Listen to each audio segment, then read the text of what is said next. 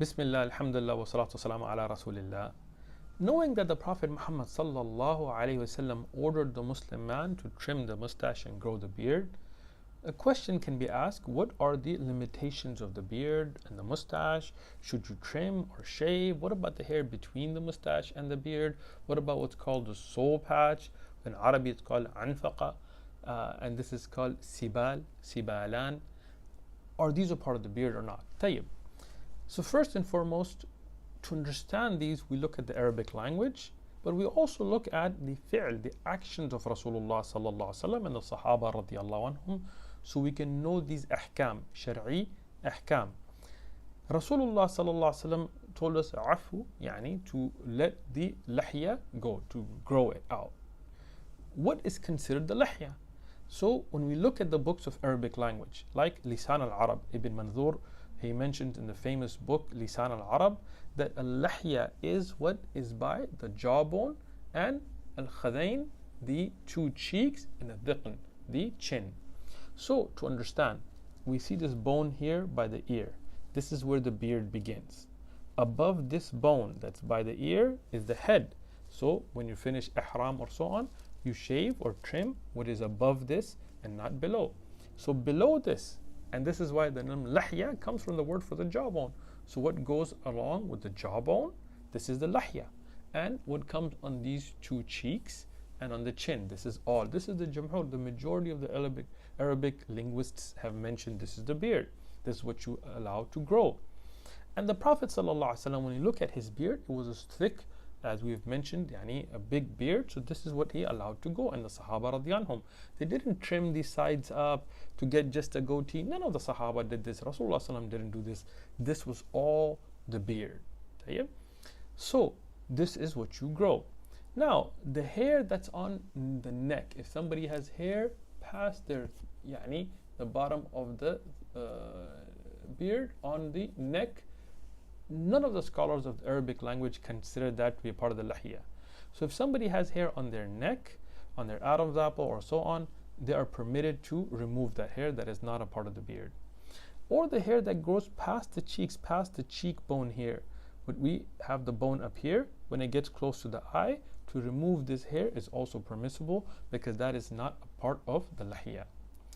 Having said that, the hair that starts here on the cheeks, by the jawbone and the chin, this is all a part of the lahya, as we see from the example of Rasulullah sallallahu alaihi wasallam and the Sahaba, that this should be left, and that is in accordance with the Arabic language.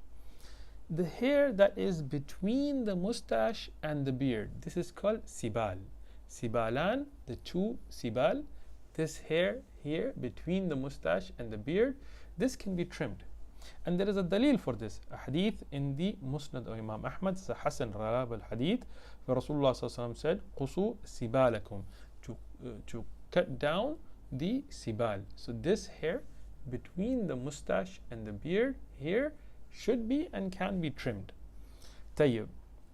Now comes the issue of what's called the soul patch, right? In English we call this the hair that is under the lip, over the beard, and in Arabic it's called anfaqa. Anfaqa is the hair here. Regarding this, there are three aqwal, three major opinions amongst the ulama of Islam.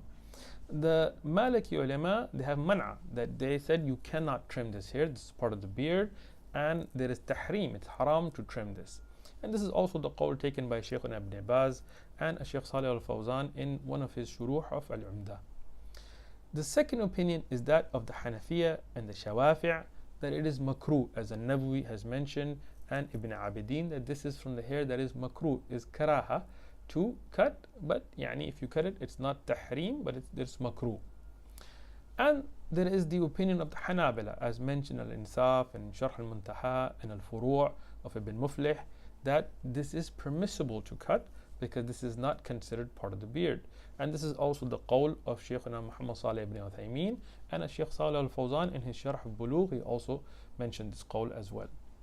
Tayyib, if we look at adilla, we do know that Rasulullah sallallahu alaihi wasallam had hair here because the hadith that is mentioned in Al-Bukhari from Abdullah ibn Bushrin radiyallahu anhu, he said, I saw Rasulullah sallallahu alaihi wasallam and his anfaqa, this hair here, had some bayd, yani some white hairs in it. So we know that Rasulullah had this, but he also had a mustache. So is it considered a part of the mustache or part of the beard? So here, when we don't have any clear dalil, we have to go back to linguistics.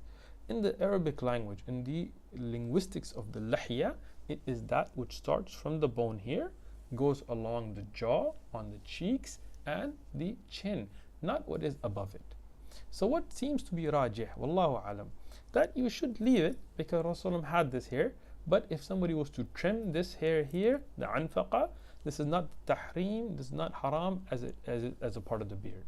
And this is what Shaykh Muhammad Salih ibn Uthaymeen and other A'imma and ulama have mentioned, and this is what's rajih. Tell you the last thing now, the mustache. Do you trim it or shave it? Some of the ulama said there is jawaz on shaving it, but if we look at adilla, the proofs, halaq, yani to shave has not been mentioned. Either qusu or juzu or other words have been mentioned that to trim, to shorten. And this is the Jumhur al-Ulama. Ibn Abidin, for example, in his Hashiyah said that the Hanafi madhab prefers trimming over shaving. It is permissible to shave, but it's better to trim, not to shave.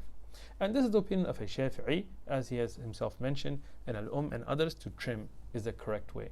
And this is what is mentioned from the Hanabila. Yani Imam Ahmad has a nas sarih on this, and Al-Insaf and others mention to trim, not to shave. The Maliki are the strictest on this. Imam Malik, as mentioned in Mudawwan and other books, he considered shaving to be a bid'ah. In fact, he saw somebody with a shaved mustache. He said this person of bid'ah should be beaten. So he had the strong opinion that you should trim. When we go back to the example of the Sahaba radiyan anhum, we don't see them halaq, yani to shave it. Rather, we see that some of them trimmed it close, like Ibn Umar. Some of them left it more hairy, but not over the lip, like Umar ibn Khattab. So we would say what is best is to trim the mustache and not shave it. If somebody shaves it, yani, we cannot say this is haram, but we would say that it's better that they trim it because that is closer to the words that are used by the Prophet ﷺ regarding the mustache, to trim the mustache and grow the beard.